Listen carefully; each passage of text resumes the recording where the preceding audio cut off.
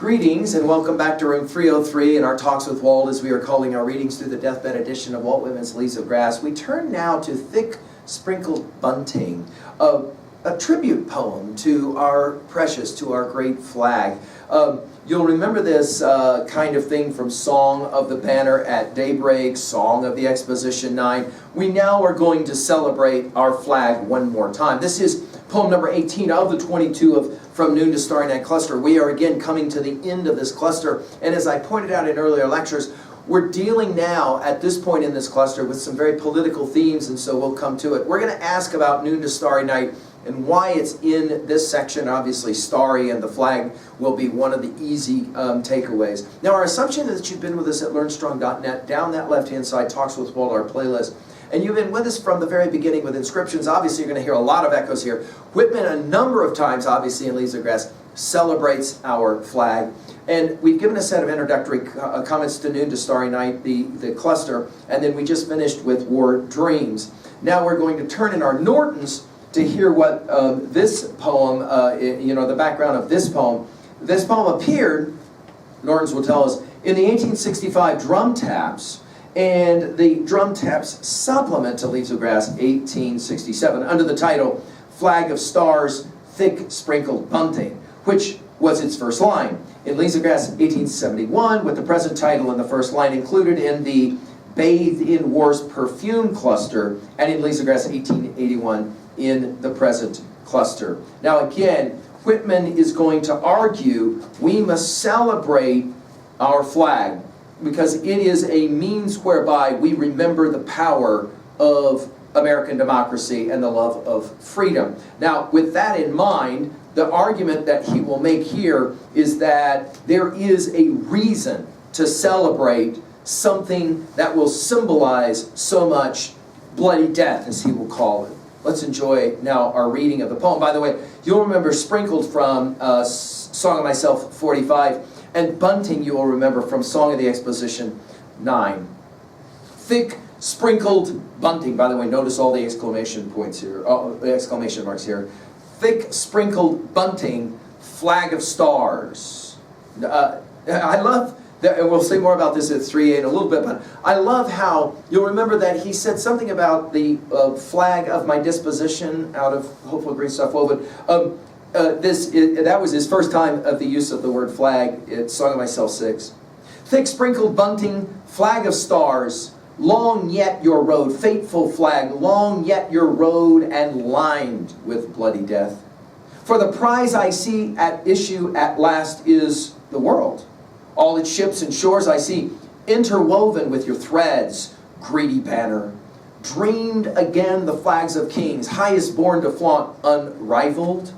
O hasten flag of man, O with sure and steady step passing highest flags of kings, walk supreme to the heavens, mighty symbol, run up above them all, flag of stars, thick sprinkled bunting. By the way, notice the reverse, the inversing from the first line to the last line. Same line, it's just the language is inverse. Now I have made the argument to you guys that if you are not patriots, it is not your fault, because you're not born a patriot. If you're not a patriot, because you got to choose to be a patriot. If you're not a patriot, I'm going to make the argument that it's because we haven't given you as adults, as those older, we have not given you a good enough reason to be a patriot. And I think that's one of the many thousand reasons why I recommend that you do read and study Leaves of Grass. Because I think Whitman will challenge you to consider the power of the patriotic view, the love of America and the love of democracy in spite of all of these shortcomings. And again, Whitman doesn't run from those shortcomings. He will embrace them, and we obviously will embrace them even at times when Whitman does not. I mean, go back to our Dakota Canyons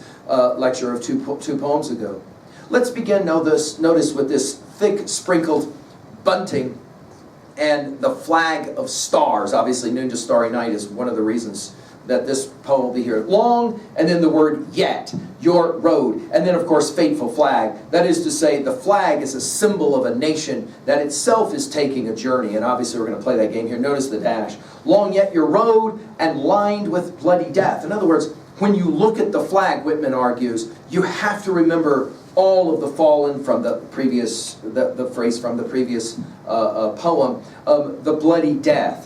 For the prize, and you'll remember this from "Oh Captain, My Captain," the prize we sought is one. The prize I see at issue at last is the world. And again, this is his view of democracy and America. That America brings democracy to the world in its ultimate fruition. And that hopefully his view is the rest of the world, passage to India comes to mind, will pick up on this idea of the power of democracy. Notice, all its ships and shores I see, and now he's going to use this weaving motif again, like we commented on with a previous poem, weaving, as well as obviously a referencing to Homer's Odyssey. Weaving, notice the interwoven with your threads, and then he uses this adjective, greedy banner. In other words, wanting to include everything is his meaning of greedy.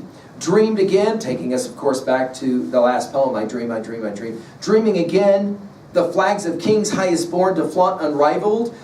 Notice, this is a rhetorical question. In other words, he's talking to the flag, and he says, did you think you would somehow subsume all of the other flags? And obviously his rhetorical question is answered with a, yeah, right, yeah.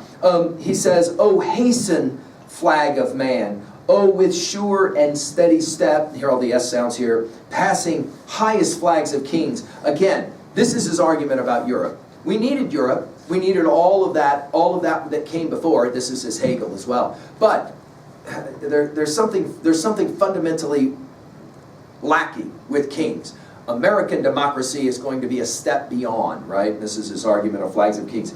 Walk supreme, again we're back to this motif of walking and the road. Walk supreme to the heavens. And then he calls it mighty symbol. Again, go back and look at what we had to say when we looked at Song of the Banner at Daybreak. Run up above, again, up the pole, but up above them all. Flag of stars, thick sprinkled bunting, as opposed to thick sprinkled bunting, flag of stars. Well, what are we going to say about a little poem like this? I think the argument that he's making is simply that democracy's greatest symbol is the American flag. And to that degree, it to be, well, obviously the symbolism is ubiquitous in a poem like this. I also love the motif of walking and the motif of rising, as in up the pole. Of course, we're going to go ahead at 3a and remind ourselves of the Song of Myself, passage 6, the flag of my disposition, out of green hopeful stuff woven. And of course, the flag for Whitman is a symbol of hope.